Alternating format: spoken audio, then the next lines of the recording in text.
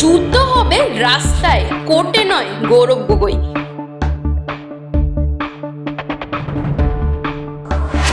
আদালতের নির্দেশকে চ্যালেঞ্জ, যার মান নেই তার মান হানিও হয় না। অসমের রাজনৈতিক উত্তাপ দিন দিন তীব্র হচ্ছে। মুখ্যমন্ত্রী হিমন্ত বিশ্ব শর্মার বিরুদ্ধে মন্তব্যকে ঘিরে আদালতের নির্দেশের পর সরাসরি চ্যালেঞ্জ ছুড়ে দিল কংগ্রেস নেতা গৌরব গগৈ। তার সাফা কথা, লড়াই হবে রাস্তায়, আদালতে নয়।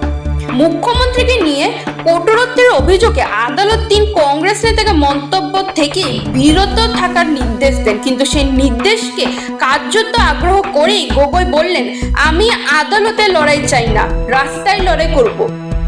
তারপর মোৰ বিশ্বাস, মই এজন ৰাজনীতিবিদ, মই ৰাস্তাত মই যুঁজিবলৈ বিচাৰো হিমন্ত বিশ্ব শৰ্মা ডাঙৰীয়া, কোৰ্টত নহয়। দ্বিতীয় পর্যায়ের পরিবর্তন যাত্রা, একাধিক জনসভায় গগৈ তোপ দগনে মুখ্যমন্ত্রীর বিরুদ্ধে। তার প্রশ্ন, যার নিজের মান মর্যাদা নেই তার আবার মানহানি কিসের? তিনি দাবি করেন রাজনৈতিকভাবে নিরাপদ নন বলেই আদালতে দ্বারস্থ হয়েছেন হিমন্ত বিশ্ব শর্মা। জনগণের আদালতে লড়াই চাই।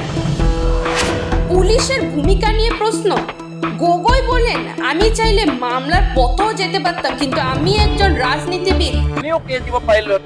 মোক যে কৈছে আমাৰ ওপৰত যে পাকিস্তান সম্পৰ্কত যে অভিযোগ আনিছে, মোৰ ওপৰত কেছ দিব লাগে, মোক কেছ দিবলৈ মন নাই। আমার বিশ্বাস জনগণের বিবেকে। তার দাবি, সত্যিকারের সাহস থাকলে জনগণের আদালতেই মুখোমুখি লড়াই হোক। রাজনীতির সংঘাতের পাশাপাশি পুলিশ প্রশাসনের নিরাপত্তা নিয়েও প্রশ্ন তুলেছে গৌরব গগৈ। তার অভিযোগ, কংগ্রেসের আইটি সেলের 2 কর্মীকে উদ্দেশ্য প্রমাণিতভাবে প্রতিদিন দিসপুর থানায় তলব করা হয়েছে। সাধারণ মানুষের অভিযোগে উদাসীনতা।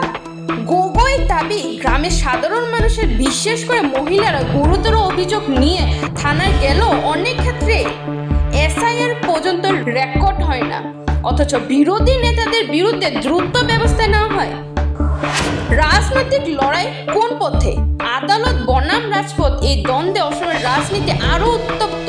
এখন দেখায় এই সংঘাত কোন পথে এগায়, আদালতের পরিসরে নাকি জনগণের ময়দানে। মইনুল হকের রিপোর্ট, ভয়েস 365 বাংলা।